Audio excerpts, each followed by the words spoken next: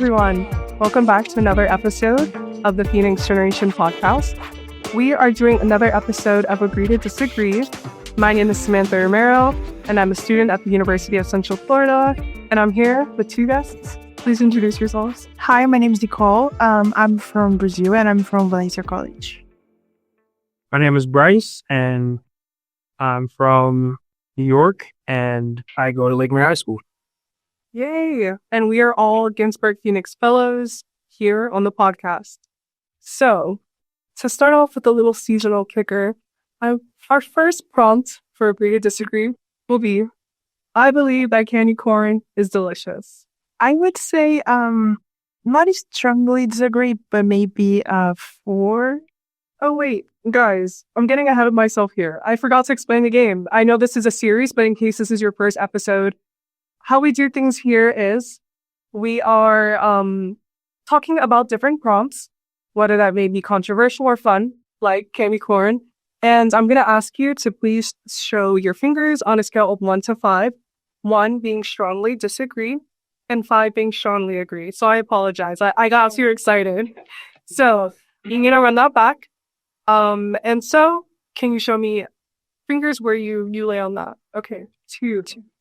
And why? I do not. I think there's no too much taste that it's just like sugar, and then no, I prefer more chocolate style. So yeah. Okay, cool. I'll say a 4. I don't give it a 5 because it's like you eat too much candy corn and it becomes nasty. So it's just not. It tastes good for a while, and it's just like I gotta stop. So it's like. Can I add something? Mm-hmm. I think it's funny because you can do I don't know. I saw someone doing like a bear style with corns. It's pretty, but I don't like. It's not tasty. So just looks wise. It's like it's just for an Instagram post. Mm-hmm. Yeah, so 5, but like for taste, it's like 2. Okay, I'm gonna give it a 5. I love candy corn. I think it's so good, but it's not for everyone. And yeah, I get it after a while. But that's just to start off. We know Halloween just passed. We're going to start bringing it into our actual topics, our actual prompts. So our first one that we're going to do today is technology is making human connection weaker. So just to remind you guys, 1 to 5. You strongly agree? Yeah. Okay. I think most after pandemic, people rely a lot on internet and they are losing soft skills like communication with others. So I have seen people talk about networking and people do not know how to do it because they don't know how to talk to people. It's like easier for you to send messages instead of you really have like real conversations in person with someone. Mm-hmm. Yeah. So I would say 4. I get a 4 just because. I agree that technology does make human connection weaker, but it also depends on how you're using it. Because most of us waste time on technology. And by most of us, I mean like a majority percent of people that have devices, computers, laptops, tablets, they use them just for things that don't benefit you, right? But if you use technology in a beneficial way to promote yourself or grow what you're doing in your life, then that's how technology can be useful. But in a way that in the questions asking, making human connection weaker, I do agree that it cuts off interpersonal communication because if I'm using my phone and you're not using your phone, then, I'm not going to stop using my phone because maybe you're not using your phone or like vice versa. Depends. Okay, cool. I think that's a fair take. I'm going to disagree, and I'm gonna put it 2. I don't think technology is making human connection weaker. I put it a 2 just because I can see where you guys are coming from in the sense of it's taking away from maybe like social skills. However, I think technology can do really great things. Like for example, it makes it more accessible. Like for like the deaf community. I know that like with FaceTime and like maybe like not everyone can meet in person, like you can be able to communicate over FaceTime. That's technology. That's an advancement that not a lot of people think about when it targets specific communities. But as someone who has deaf friends or a deaf family, like it's something I think about. And also I have family all over the world. You mentioned you're from Brazil. You mentioned you're from New York. There's not that barrier when you have a lot of distance between you. And I think technology is how I keep in touch a lot, especially in the day-to-day. It's so busy. It's hard to meet with people. I send a little text. Hey, I'm thinking about you. I call my parents who live in the Dominican Republic. So I get to call them, and I don't know. I appreciate it, but I can see why you guys would think differently. But yeah. Can I add something to what you said? I agree what you guys said about there are a lot of ways of using internet, the good side and bad side. It's just that I think I believe we are all from like close ages maybe, and I see that we grew up in a childhood where we were like between half childhood without cell phones and the other part with cell phones. That's how I grew up. And I see like people younger than me are getting addicted to cell phones because they did not have this kind of society without them. Mm-hmm. So we grew up, like I grew up in a childhood where people just use cell phones to call. And right now they can do everything. They research, they can send a message and everything.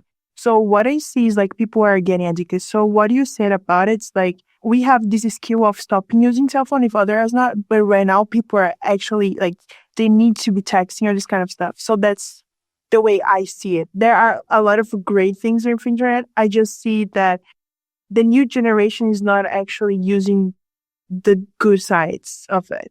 Okay. You know what? I can totally agree. I have a niece. She's 7 years old. She is addicted to her iPad. Like, I cannot take her away from it. So, in that sense, yes. But to everything, nothing's black and white. There's always going to be a bad side. Yeah. Okay.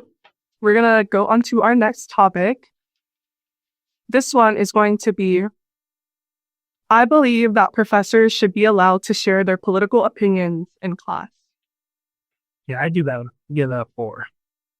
You believe? So I believe, and just because like one of my professors, I was in like U.S. history, and he told us that he wasn't going to share his political opinion because it could cause controversy between us, and it just wasn't allowed in our school really. And just like your personal beliefs, most of them you just keep to yourself because it's in accordance of not trying to offend other people. So if I hear your political belief, it's not really going to change my mind about who you are, because I feel like your character, by like how you represent yourself, matters more than like what you could believe in politically. Now, I mean, and that also comes down to a fine line. Like a lot of the times, character can interfere with what you believe in politically because they can come together. It could shape who you are if you let it. So, and that's where I stand on that. Yeah, I am between 1 and 2. I would say 1. It is because I believe you shouldn't actually expose your political side to this is like kids or teenagers, in the way that I saw a researcher saying one time that like a person does not get their beliefs ready until 25 years old. So if you expose your opinion, and let's suppose that the kids or teenagers like you, they tend to go to your side because they figure your opinion as you, if you understand what I mean.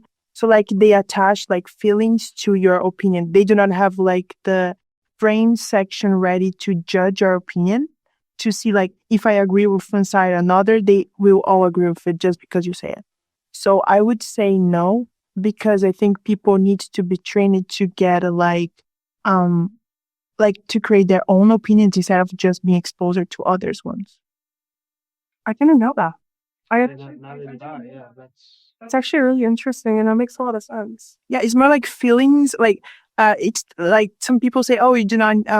Like for example, just an example. Like for example, getting married before this age. Like not everyone, of course, but like you have your feelings set up after 25.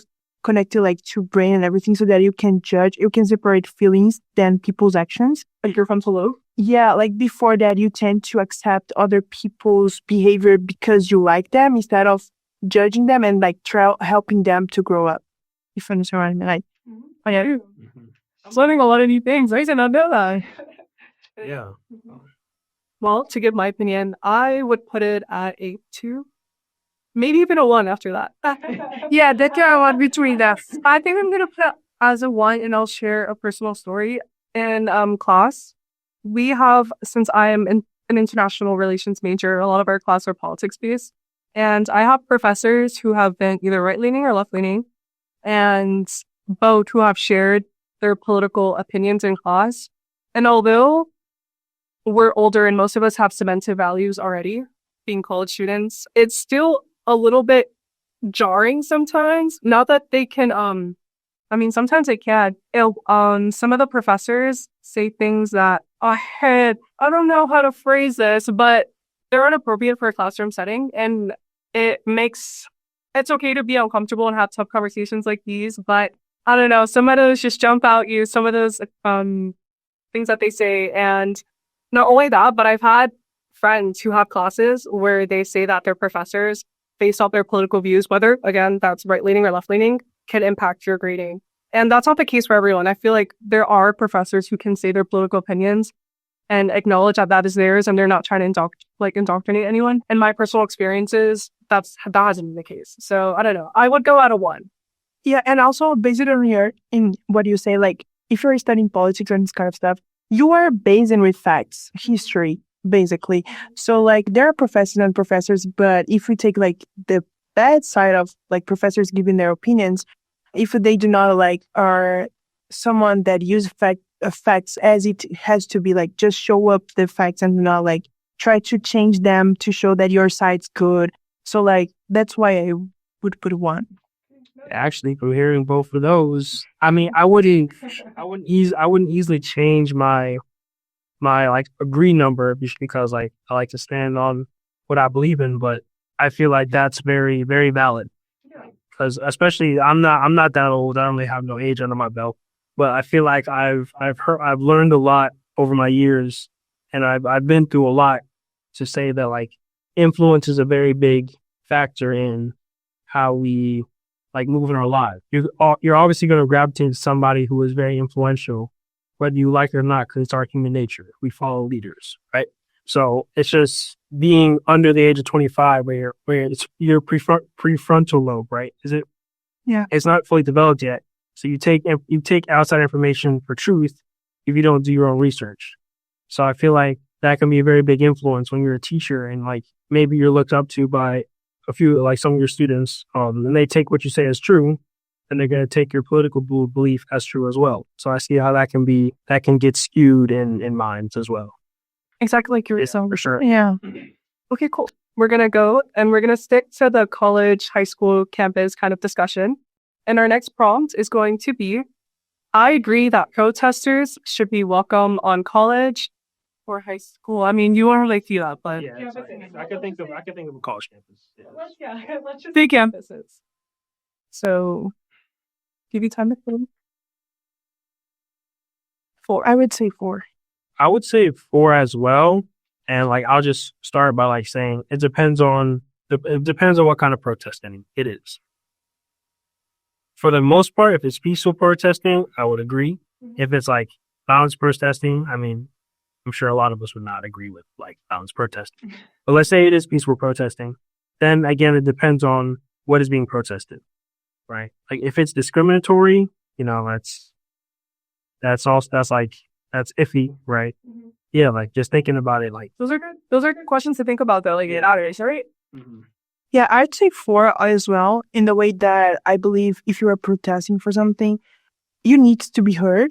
Depend, of course, of the type of protest. But like if we're talking about a peaceful one, that you are discussing topics on campus, this is a kind of protest as well, like discussing hard topics or agree to disagree. Mm-hmm. Can be a kind of protest as well. So I believe it should be allowed to, but depends like who is there, like in the way that they are doing, is it violent or not? Like is this protest like kind of being difficult for students to go to classes, come back to classes? Mm-hmm.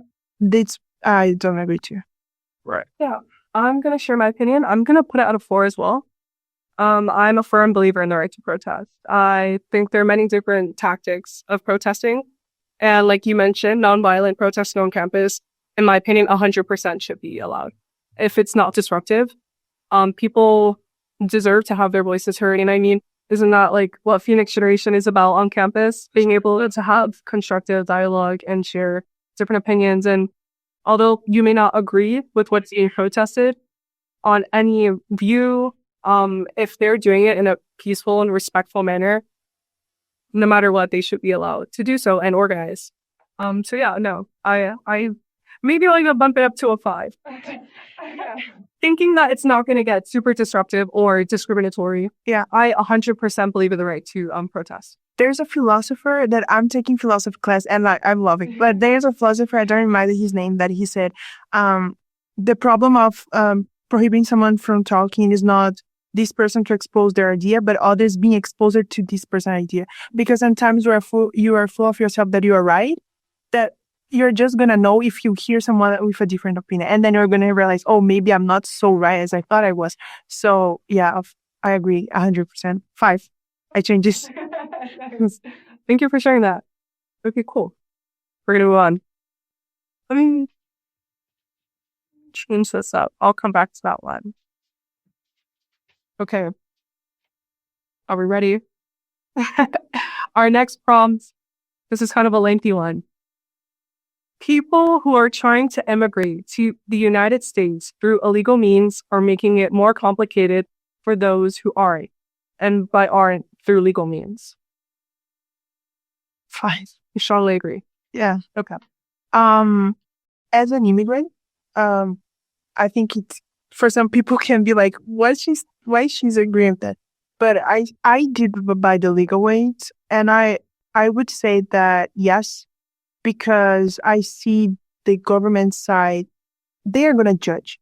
Either way, they are going to judge by who you like, or that's how it works. Shouldn't be like that, but it's how it works. And doing by the legal way and everything, you can get your papers, like to come here, study, or either way. But like, if we're doing this in the other way, you're kind of making difficult for people who is trying to come with good intentions, seem that they just want to come here using this as like an excuse to be here forever, let's say like that. So yeah. And can I share a personal story about it? Of course. What is happening right now in Brazil is that they are blocking interviews and this kind of stuff for you to try to get visas because of many people that are coming in, not the what words did you use it for? Through illegal means. Yeah. Mm-hmm. They are not coming through legal means. They are making hard for people that want to come like for vacations for like 30 days, cannot get the visa for that. So yeah, I strongly agree. And because if you need, for example, protection for, I don't know if I can say that, like dictator or like. Yes, you can. Yeah, okay. And so like for dictator government, this kind of stuff, there is a type of visa that you can ask for protection. So there is a way for you to come here asking for protections. So it's not like you are blocking everyone from like running out for their countries. No, there is a way for to do that. So that's why I believe that is facts. Thank you for sharing personal story. So I'm at a 4. I'm between like a 4 and a 5, but I think just the purpose of like agreeing is the purpose. So I'll say I am not an immigrant coming here myself, and neither are both my parents. But on my mom's side, her parents are immigrants coming into the country. So what I heard from them was they came here the legal way, and they had some of their people that they knew try to come in the illegal way, and that since they were all trying to come they were trying to come over here at the same time, it made it harder for my mom's parents to get over here because people that they knew was trying to do it illegally, and it was a whole mix up, and it wasn't good. So they were telling me that the best way to do it is the legal way, and it takes longer. And that's why I've heard that people don't like to do it the legal way, because it takes longer. Getting here takes longer. Going through a whole process does take longer in general. That's kind of where I say I can't say I know a lot about it. I have sympathy for people who, go through that process and, you guys want to be here. And I think you should be able to be here. Yeah, for sure. I'm going to put it at a 3. I also want to clarify I'm not an immigrant. However, My dad came here when he was from the Dominican Republic. He immigrated when he was younger. Ended up serving for the U.S. Military. He's a Navy veteran. And I can definitely empathize and agree objectively that it does make people who are coming through legal means, it does make it more complicated. And just hearing your story can corroborate that. However, I can also acknowledge that the process takes very long. And I was actually speaking to some of my friends who are international students who are about to graduate, who are asylum seekers from different countries.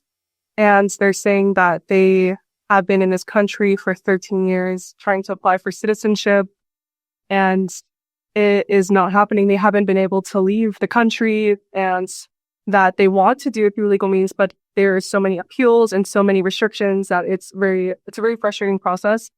And I can, like I said, I can agree with the prompt, but I can also acknowledge that it's extremely hard, and that people who are coming through illegal means, that doesn't necessarily demonize them, and people have different stories and different things they're trying to escape and come to a different country like the United States. So yeah, that's my take. It's kind of vague, but I don't know. That's my take. Yeah, I kind of understand why it's hard as someone who passed through it. Because about U.S. history and everything that happened in September 11 and everything, it's get harder for people to come here. So they need to research their lives, everything that is happening in their own country and everything. But I kind of understand that if we were in an ideal situation, it would be different in a way. Let's say if everyone come by legal is part of it, I think it would be easier. It would be less investigation of others and everything. But I kind of understand that. And of course, we don't know what people pass through on their own country. Sometimes you are in a situation that is death, or you have to go out of this situation. So yeah, I completely understand. But I kind of see there's people with good intentions and bad intentions. Because by coming here without papers, you kind of do not pay taxes, or you enjoy things that people who are paying taxes. But the ones that is coming with bad intentions, I would strongly agree. S5. Interesting.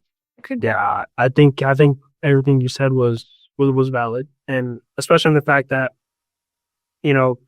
coming here illegally doesn't villainize you, and everybody has their different reasons. And if you don't know those reasons, it's hard to assume that it's hard to make somebody into that kind of perspective that you want to make them into just because they came here illegally. So yeah, I agree. I agree with what you said. Thank you. Okay, we're going to stay on the topic of kind of American politics or just society, culture. This one is one to be, I believe in the American dream. By American dream, you're talking about the land of opportunities and this kind of sense of opportunities, or is that what you frame? When you think of American dream, what does that mean to you? Okay, there's two places. For immigrants, is you go in a car to the beach and everything, this kind of sunny place. But yeah, people see here from where I come from, as a place to opportunities and grow, and for you easily go out of poverty, for example, by working hard. Mm-hmm. So I kind of believe, I would say up 4. Okay. There's parts I agree with and parts I don't agree with, but I don't want to go neutral. So I'll go with a 4. I'll go to 4. And just reasoning wise, your success is based off of how your success is based off of you. I like to think about it like that, because if you are not where you want to be in your life, for the most part, you can change that. You can control how you operate and how you move and the things you can do in your life. Now, there's a whole lot of factors out there that are limiting, and that can be the exception. If you have perfectly working arms, perfectly working legs, you don't need help moving around in your day-to-day life. I feel like your success can be defined by how you make it. that should make sense. That makes sense. Makes sense? Yeah. With what you say, I would put a 5 based on your words, but yeah. I've noticed that the American dream is a little more subjective nowadays, especially because you said you had 2 different definitions. I'm going to myself give it a 2. I don't necessarily believe in the American dream. I'm going to go with the second definition that you mentioned, that through hard work, the will to succeed, that it's easy to get out of poverty and to make what you want of yourself. I don't give it a 1 because I can't acknowledge that, kind of like what you said, ideally success is up to you. However, I think that in actual society, that's not necessarily true. I was actually in my yoga class, I was reading a module where we were covering the determinants of health declared by WHO, which is the World Health Organization. And it says that there are many things that can affect your health. The environment that you were born into, socioeconomic, many things that can determine whether you're healthy or not. And I thought that was pretty interesting because that's more of a holistic approach to it.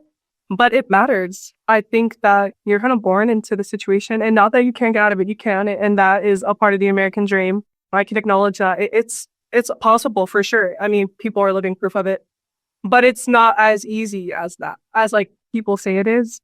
A lot of different factors play into that, as in your education when you were growing up, a lot of things that you can't control as a child. And this applies to being an adult, of course, but it makes it so much harder for people who come from working class, people who are on just not as fortunate circumstances. I've noticed that it's not at the same level, I should say, to achieve. It makes it so much harder, and a lot of systemic disadvantages make it much, much harder. So I would put it at a 2. That's my kind of life. I don't know if you guys have heard about Big Mac standards. I don't think I'm familiar. Yeah, so like what most people do, like in Brazil, for example, to see how a country is successful, it is a Big Mac standards that was, I don't remember it, but years ago. So they based country economics and how people can buy like their economic like abilities in a country based on a Big Mac. So for example, the price of the Big Mac is going to be compared between a lot of countries, and based on that, you can see, like, for example, how much someone can live there in this country. So compared to other countries, it's still being like the American dream, because I believe economics nowadays is getting hard in every country. I think it's like some in the world situation. It's getting harder. For example, I heard someone told me that it's getting harder here in America for you live alone, like you leave college and being able to purchase a house is getting really difficult. And it wasn't like before. But I think it's getting worse in each country. It's just that here is getting more visible. So what is happening, for example, in Brazil, people used to live alone when they get in their 30s. Right now, they are getting with their parents until 40s, 50s. So like, because it's difficult for her to buy a house nowadays. So yeah, I definitely agree with what you were saying. I don't think there is like a dreamland where you can, I believe in working hard and succeed. I think most people, it's like kind of trying to avoid the hard part of getting succeed. They want everything faster. I think it's just something for our generation that I don't agree with because of social media and everything, but I kind of see that here is still better than other parts, but they do not mention how expensive it is to live here nowadays. Even though you earn a lot, you have to pay a lot for it. So yeah. I never heard of that. What's it? The Big Mac theory? Big Mac theory standard, something like that. Cool. Yeah. Okay. Yeah, that's interesting. I was just gonna say, I never like to call it the American dream. I don't know, maybe it's because I'm American, but I never like to call it the American dream because it's really just words that you read and you see, yeah, like I can get to that status I want to get to just by working hard. And people work hard for 65 years, retire, and still have to go work at Walmart, right? That sucks, but people go through that, and it's they worked hard all their lives to get to retirement, and they're still not where they want to be. So in that case, the American dream is like, well, I didn't achieve it, Now I'm old and I really can't work anymore, but I still have to work. So calling it the American dream is just a title for words. Like, it doesn't hold any meaning unless you give a meaning, right? So, but the fact that it comes to me, it's not about how hard you work. It's about what work you do that makes what you become, right? Because if you take a job, let's say you need $100,000 a year to live comfortably, which is really that's not even a comfortable living number anymore in this economy. But let's say that's the comfortable living number you need. If you take a job that only makes you $50,000 a year, you're obviously going to be $50,000 short of comfortability. So your life will be hard, right? I think that's something that makes sense. So if you normally do that, and then you say that the American dream doesn't exist, or like working hard enough doesn't get you to where you want to be, that doesn't really make any sense when you look at it from that perspective. I feel like that's people's cases when they say that, working hard enough doesn't get you anywhere, right? But it depends on what work you do. Does that make sense? Yeah. One last closing comment before we shift to the next prompt. It's interesting about the retirement issue that you brought up. I hadn't initially thought of that when factoring into my decision, but it's definitely relevant to bring up too. I think the retirement age just got raised. It has 67, I think. I believe so. I wish our I think so. And that sucks too. Like, yeah, you're 67 to even get your pension and stuff like that. So yeah. But you really shouldn't wait until you're 67 to want to, honestly, right? Once you're 67, you just, Yeah. Okay.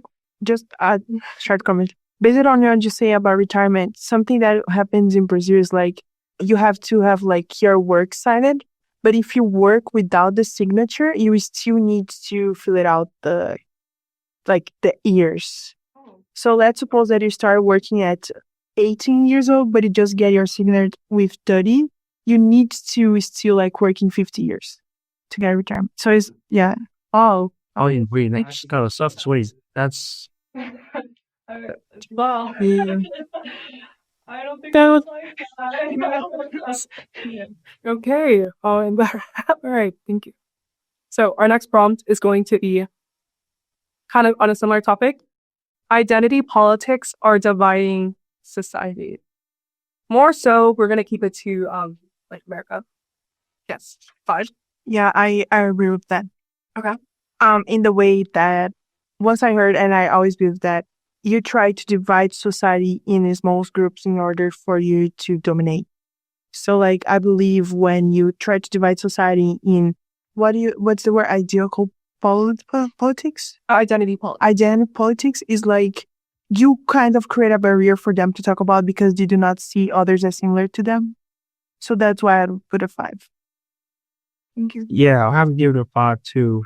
And this is a very complex question that, really, you really need to take a lot of time to think about it, because there's a lot of different ways you identify. And do you mind if I input super quick here? Go ahead.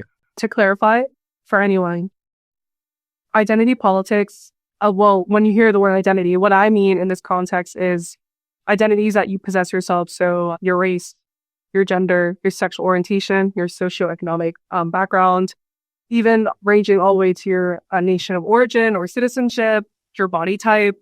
It's a range of a lot of different things. But yes, thank you. Please continue.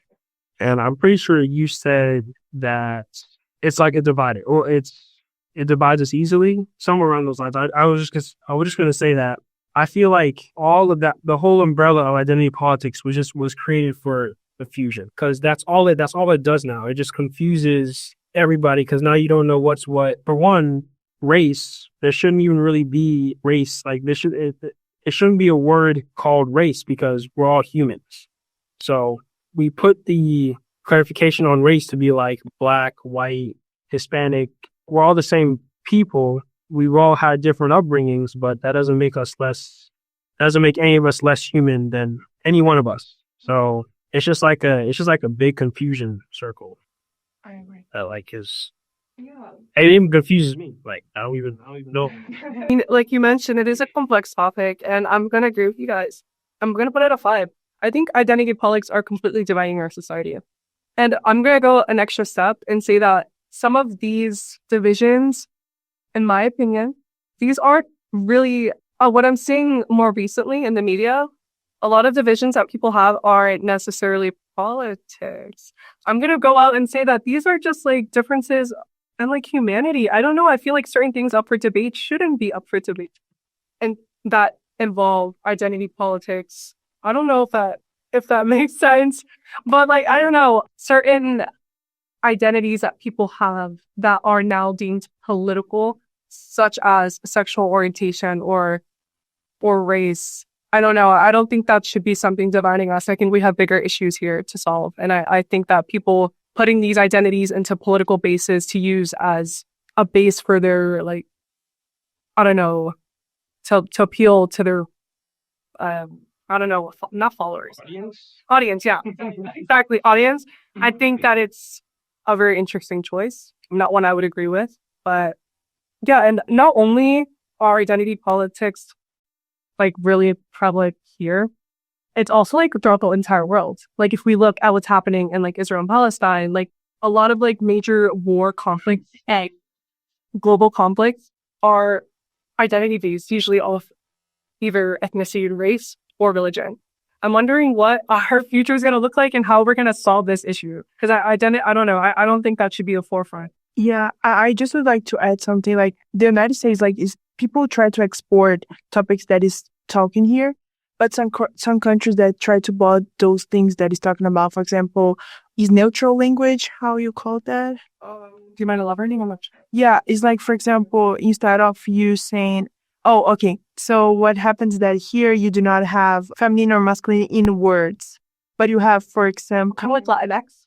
yes, Okay. using X, yeah, in the word. So what happens, like, some countries try to import those topics that is being talked here, but they are, for example, developing countries.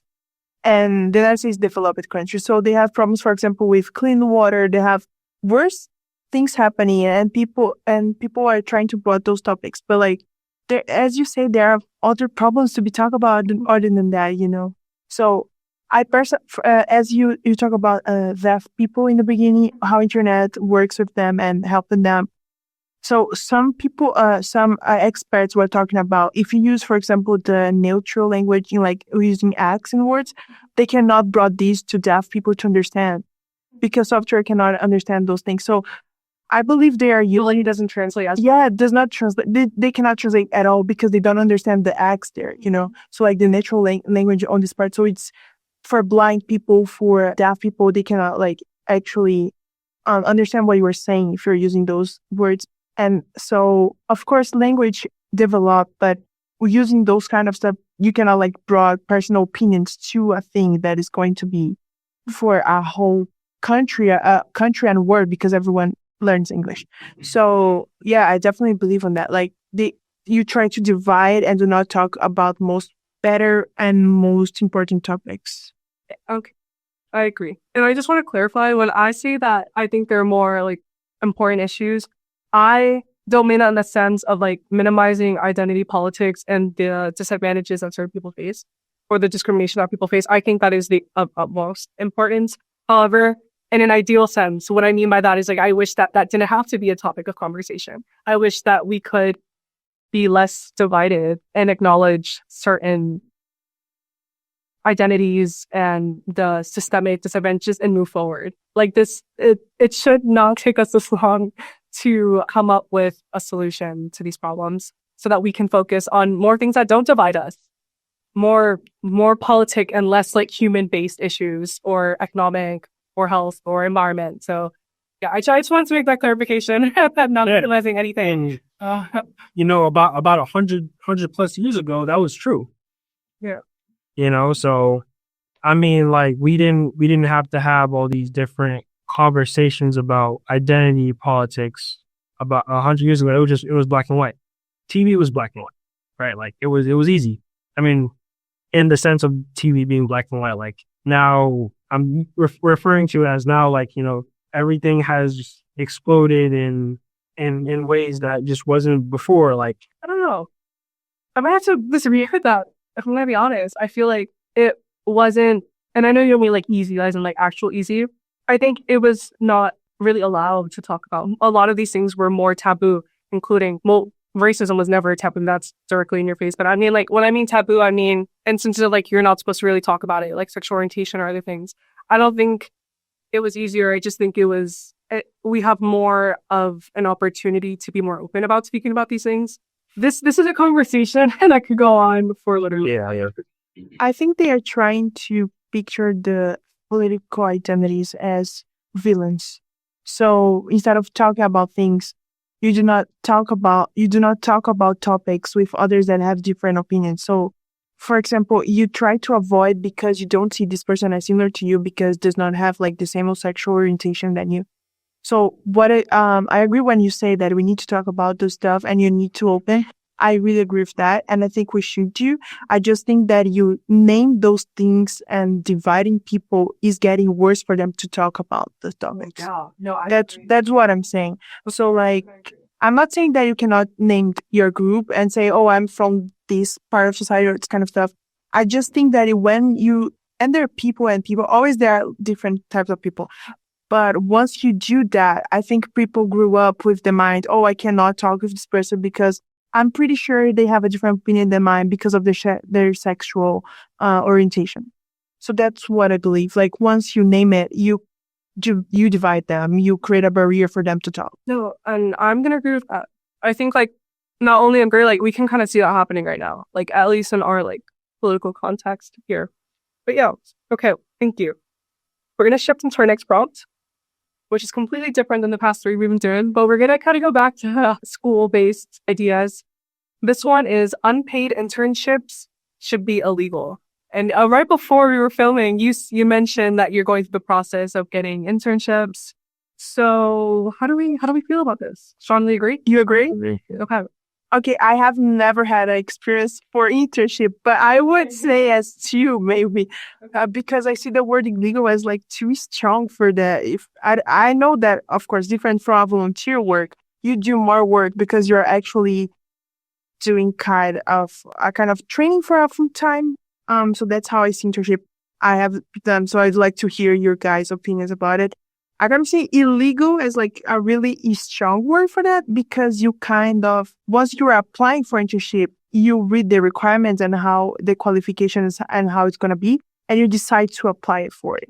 So it's not like forced. So I don't think illegal. Maybe less common. Maybe yes, because you are putting effort there. But if you are like if you see that in this company you can grow up and maybe be a full-time and get a career there, in exchange for your time and effort, you are going to get experience that is going to be really valid to your resume, for example, for future experiences. And yeah, well, while I agree with that, nowadays experience in a field isn't enough just to be considered as like that's your pay, because you're putting a volunteer work and internship work is different.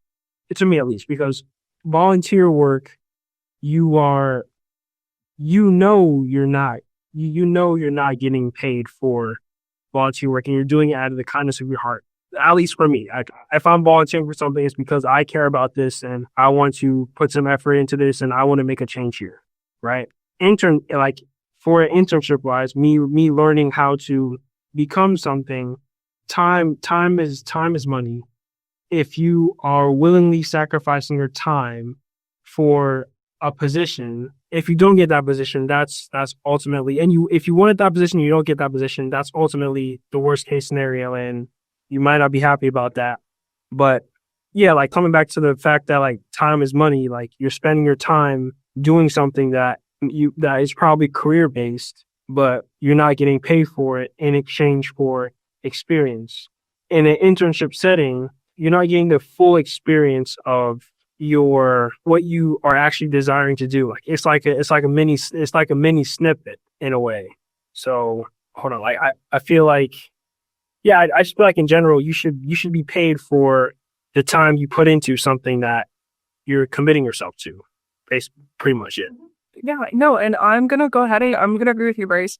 I'm gonna put it out of 5. I believe that unpaid internships should be illegal. And I've had different internship opportunities. I'm almost at the end of my undergraduate career. So I've had paid internships and I've had unpaid internships. And I think that as a student, especially, you are juggling so many different things. And student can go to any age group. I mean, you can be a student in any generation. Learning is lifelong. So imagine, like, you're like, have like a family to provide for. You have kids, you have a partner, or you're a college student who doesn't have those things, but you need to pay for your housing. Not everyone's fortunate enough to have the privilege of getting their housing paid for, their car payments paid for. I feel like making students do, although experience is amazing and it's great experience, oftentimes, like, I don't know, the work field is getting so much more competitive. Simple experience isn't enough anymore. And you are it kind of feels like an exploitation of students and their time when you're not paying them. And what I've noticed is that it would be like most internships that I've seen, and my friends have talked about this, they do things that are outside the rules. They do so many other things that their supervisor or director makes them do. And it's a great experience, super grateful, but they kind of know that you're a student and you're not that they know that you'll jump at any opportunity to do things that I think sometimes it can be exploited. I don't know. I would prefer to get paid for the things that I do. I think if you're making meaningful contributions, you're helping out. And I'm not talking like we deserve like all this money. I mean, we do. We work hard. But I don't know. I think if you have an internship program, you have funding, you can pay your students. I don't think it's that hard. I mean, what do I know? I'm not like a business person or like a department overseer. I don't know. But I think that overall, I'm going to agree that they should be legal. I think you should be able to pay your students. And like real quick, similar to you, like I've done 2 internships before and I originally wasn't paid for them. I did things outside of the role for like learning experience. Mm-hmm. And eventually I was paid in the internship as I got better and just as time went on, like I was just going to become a part of it. But that just kind of made me feel like you should be paid for your time because your time is one of the most valuable things. You can't get time you put into something that. Yeah. So you put it at a 2, right? Yeah. That's okay. I mean, one thing I'll say is like, even in my unpaid internships, I'm so grateful for the experiences that I got. So thank you to my unpaid internships as well. I'm still super grateful. Yeah, I understand what you say about doing more than you're supposed to. I think this should be illegal.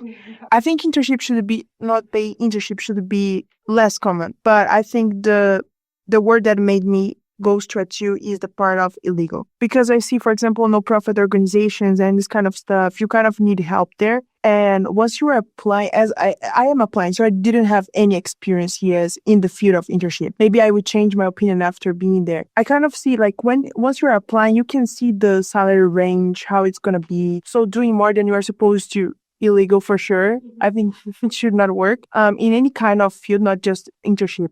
But you see the salary range and you decide if you want to apply or not. I understand that nowadays the job market is getting crowded and sometimes this is your only option. And I believe that. I agree with that. But I still see illegal as a really strong word in that phrase. That's why I go to 2. Oh, sure. Oh, sure. So if it just said like unpaid internships should just not be a thing, like you would agree with that. That's what you're saying. You said legal kind of fashion. Less common? Yeah, less common. Because I believe like if you have a lot of internships that are unpaid, it's because people are seeing that a lot in the market. So if they stop at putting out those jobs, other companies will do the same. Because they're going to get less students willing to work for that. That's what I believe. So I think what I work as a business student that is like in the second year, not that someone know about a lot about that. What is happening in the market is like you follow the lead. So if you see big companies doing like unpaid internships and the students know about their history and what is happening behind and how they can get like better in their careers just working for them because their names. If those companies stopping doing those kind of stuff, small companies is going to stop doing as well. So it's more like a lead format. So less common or less like putting those jobs up. Yeah. I think we have time for one more quick prompt. And we'll close out on this. I mean, we're all part of Gen Z, right? Yeah.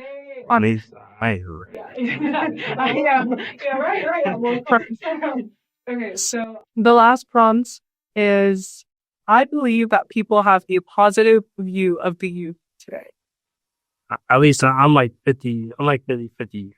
So we will a cool 3. Yeah, I'll go with 3. And it's just like I've talked to a lot of people about this. I didn't like pose the question, hey, what do you think about youth today? No, it's just like it just comes up in conversation because like I'm pretty young, and people tell me, like older people tell me that like you guys are gonna have a lot of issues today based off like what we left behind for you, right? And just the fact that we have a lot more distractions than the older people did back in their day. And it just makes it harder. So it makes it harder for us to focus and pay attention to what we actually need to do. But then again, like we have a lot of access to technology and people through technology. So it becomes the fact that like we have the opportunities to be more impactful and do bigger things in that sense. Okay, so I would go to a 1 or 2. you strongly disagree. Yeah. What I see nowadays is like the Gen Z, and I divide the Gen Z into types. Us and the youngers that are going like younger than us. I see that, as I say, addicted to cell phone. I think they are seeing success as money and as fast as you could get it. So, for example, a lot of people are deciding not to go to college or pursue studies because they don't see that this is going to make them successful. I mean, getting money and getting rich faster. So they are deciding, for example, to be influencers or dancing on TikTok, this kind of stuff. So yeah, I see that people are seeing our generation as someone that wants money and fast and does not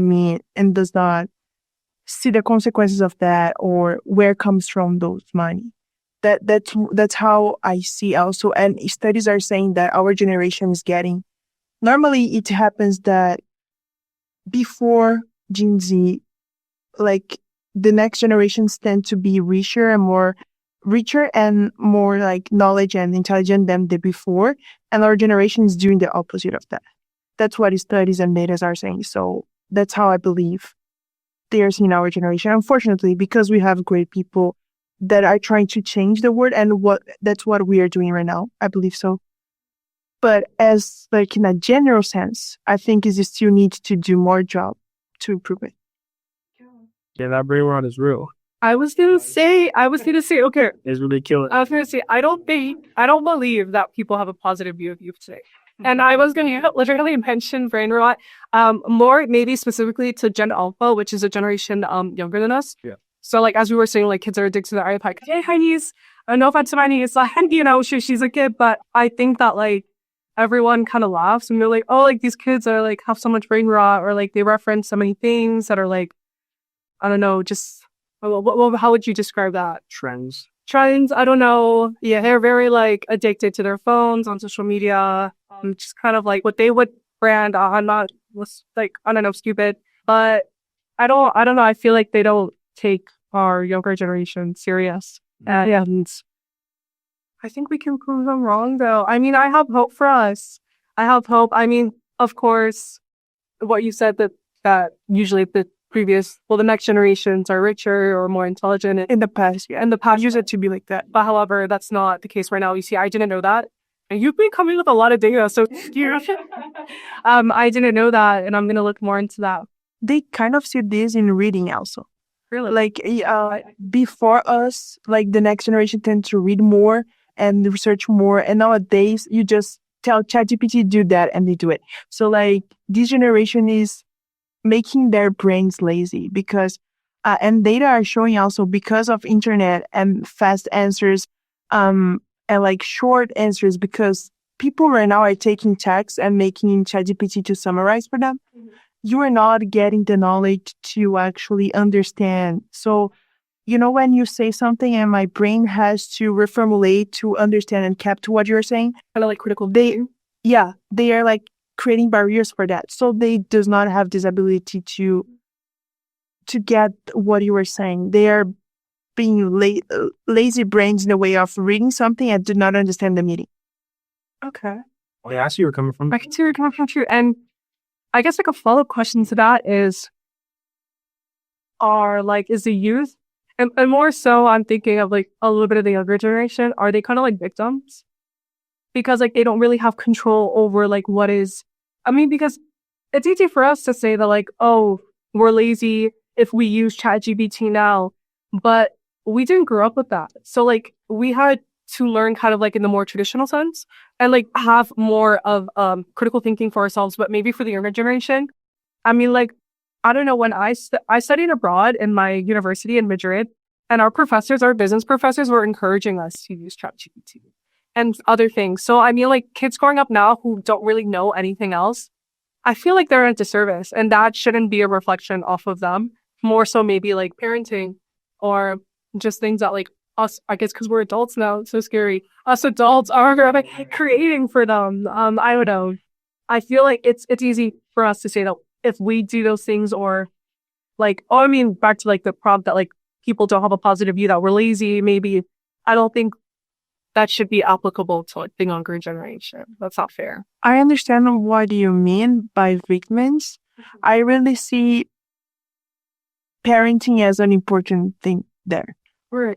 If you have your parents really like close to what you are doing, seeing what you are doing, and maybe again, studies are saying that you should prevent kids to use phones and have contact to internet until they have like 10, 12 years old. So if you have those parents doing that, I think they are going to have to be less addicted and have those kinds of critical thinking, reading more books. So I think parents is a really important thing. Schools also can help on that. Yeah, and this is interesting because the oldest generation didn't have the tools that we have now. Mm-hmm. And kind of the younger generation are not using those tools to improve, but actually be accommodated to. That's how I think they are seeing us right now, unfortunately.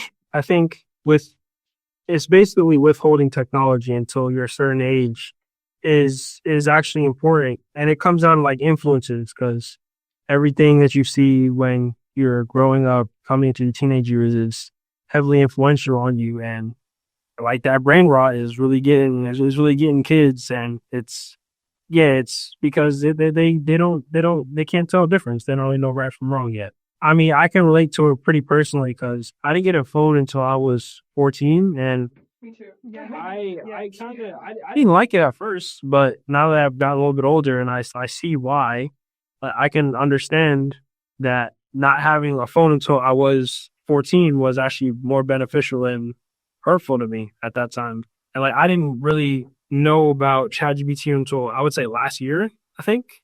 And it was in development before that, right? It's been in development for a lot of years, but yeah, I didn't know about it until last year, and like I heard people like using it before that, and I was like, "What's that?" So I had to learn about it, and then, but it definitely caused you to think less. I agree with you on that part for sure.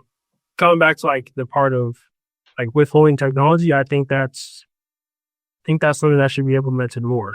Like I can agree with that in my age now. Like I think that's beneficial, sure. Mm-hmm. Yeah. Well, guys, that was our last prompt of our episode. I want to thank you, Nicole and Bryce, for being here today. No problem. Representing Phoenix Generation. Let's go. But to our viewers, thank you for tuning in.